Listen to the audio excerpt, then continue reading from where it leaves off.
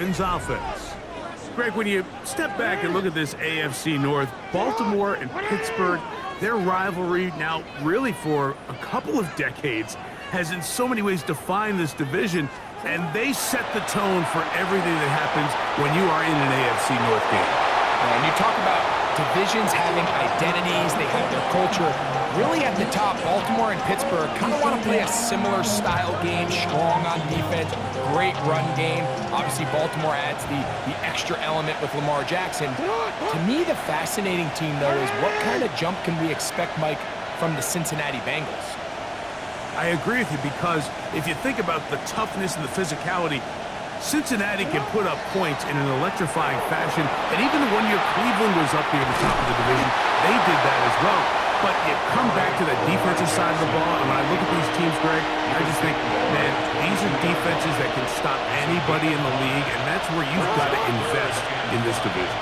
Yeah, and I think that's what's so fascinating about Cincinnati is they're kind of the outlier. They're the pass heavy, they're the spread attack, they've got unbelievable weapons on the outside.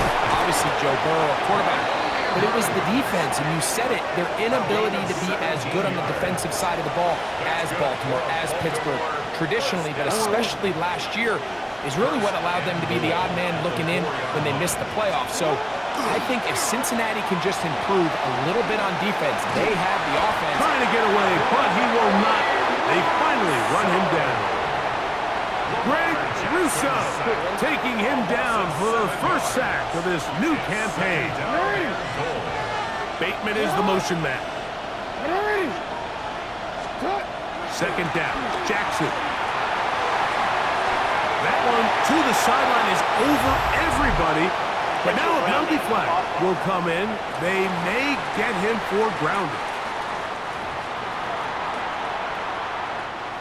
Big play coming up. 3rd and goal. To throw is Jackson. Headed left, buying time.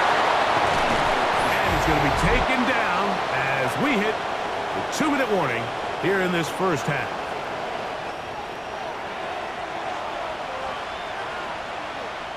On 4th down, out is the rookie Tyler Loop for the Baltimore field goal. This about as short as you can get. That one is good. And the Ravens get 3 here late in the first half to take the lead. Yeah, he does a nice job handling that kick there, but I think offensively, you come back to the sideline and you're thinking, we have to find a way to finish these drives. I mean, to be in 1st and goal and settle for 3, that can be very deflating for an offense settling for too many field goals. On the return, it's Brandon Codrington. He's across the 20, taking down just shy of the 25. James Cook and the rest of this Buffalo offense head back out. Greg, this AFC East, a division that really has been dominated by the Bills. The 5 straight division titles.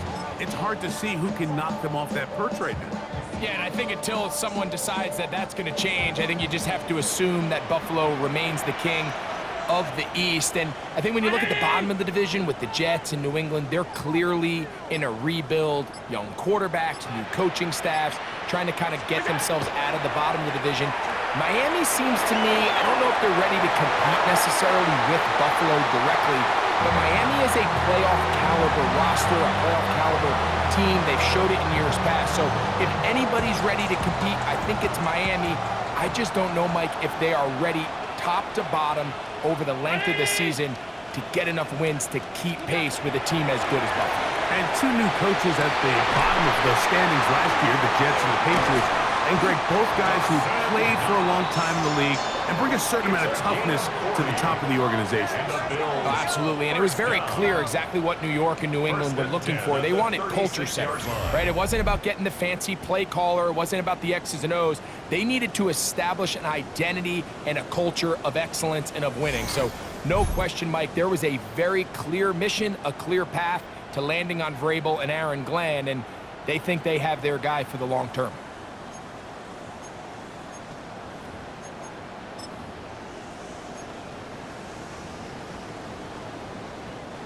First and 10 now from the 36.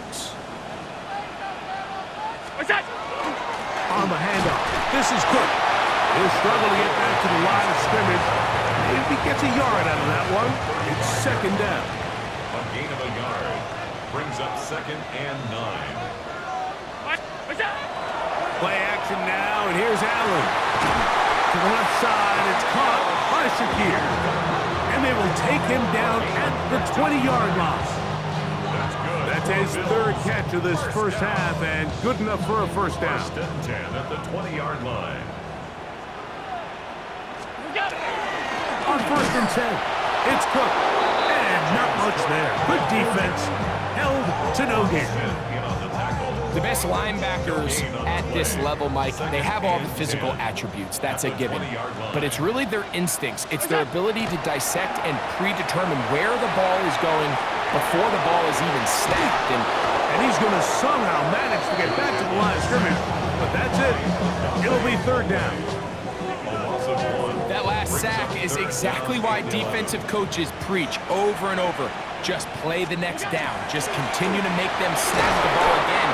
You're one big defensive play from changing everything about this drive. And what once looked like a promising drive, following that sack, looks a little bit different now.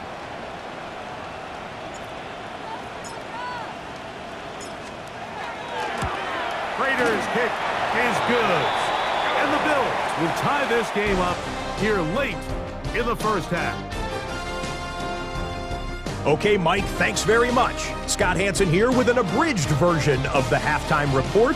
Both offenses still trying to find their way. Tight, competitive game, though, as we are tied at the half. To find out who will come out on top, let's rejoin our broadcast team, Mike Tirico and Greg Olson.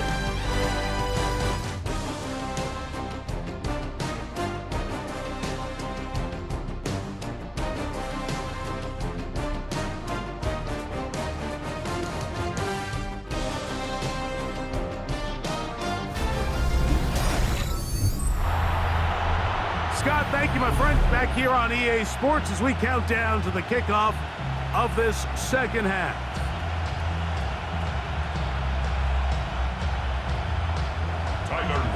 Could not ask for more from that first half. All even as we begin quarter number 3. Now Codrington to return. And he is stopped at his 25. The drive will begin there. James Cook and the rest of this Buffalo offense head back out. You know, Greg, early on, it's always new faces in different places. Off-season movement, what caught your eye? I think there's so many good ones, right? You talk about Stephon Diggs. He ends up in New England, and Cooper Kupp now. He's moving on to Seattle from the Rams, but I think it's the guy the Rams signed to replace him, Devontae Adams. I know he's not the youngest anymore, but watching him play in New York with Aaron Rodgers last year with the Jets, he can still run, he can still make every catch, he can still go up and compete at the high point. I think you put Devontae Adams with Matthew Stafford, Puka Nacua, in that offense run by Sean McVay. I think that's a sneaky, maybe not a sneaky because he's a really household name, but I think that's a great signing by the Rams. And always interesting from the offseason, the quarterback movement and unique ties. Some of the biggest names were or now are the Seattle Seahawks. Yeah, and now the guy that is going to line up behind center for Seattle, Mike, is Sam Darnold. And, of course, we all saw that incredible season he had last year in Minnesota with Kevin O'Connell and Justin Jefferson and that really dynamic Vikings offense. So now he goes to Seattle. I think he's going to have an inspired Cooper Kupp. He was let go from the Rams. If he's healthy, he's a big weapon. Jackson Smith-Njigba, he has some pieces in that puzzle that he can push the ball downfield to. So I'm excited to see Sam. That's what everyone thought he was going to be coming out of college when he was a high draft pick of the New York Jets. From the 33, here's 2nd and 7.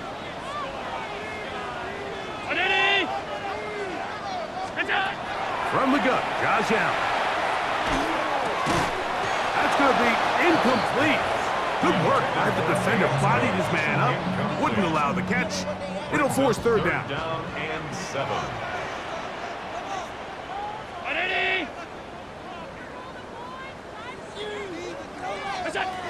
Out of the gun, here's Allen. He dives, and what a catch for the first down. That's his first reception of the ballgame, and it really comes at a good time as they get the conversion on third down. You just love to see this effort, especially on third down. You understand, you want to keep this possession alive. You have to do everything in your power sometimes to bail out your quarterback, and it's exactly what he does here, and it brings up a fresh set of downs. And the Bills are going to be set up first and goal. Good running takes them down to about the 4. First down. First and goal at the 4-yard line. James Cook, the ball carrier. A loss was definitely not something they had accounted or budgeted for in this spot, and now I think it really limits what do you feel comfortable dialing up here on second and goal. One more time with Cook. And this is a slight improvement over the previous. He's not going to lose yardage. He's not gaining any either. It's third down. Brings up third and goal. Operating out of the gun, here comes Allen. We'll try to run for it. You could tell that this defense was ready for this exact play call. They know that they're going to give their quarterback a chance both through the air and on the ground with his legs. They do a nice job stopping him short of the goal line. And he barrels his way into the end zone. James Cook, touchdown Buffalo. What a play call there. Every offensive coordinator around the league, Mike, they have got to have it plays. They got a short list of calls for these exact situations. Tie game, fourth quarter, put the ball in the hands of your offense, and man, they come through and deliver.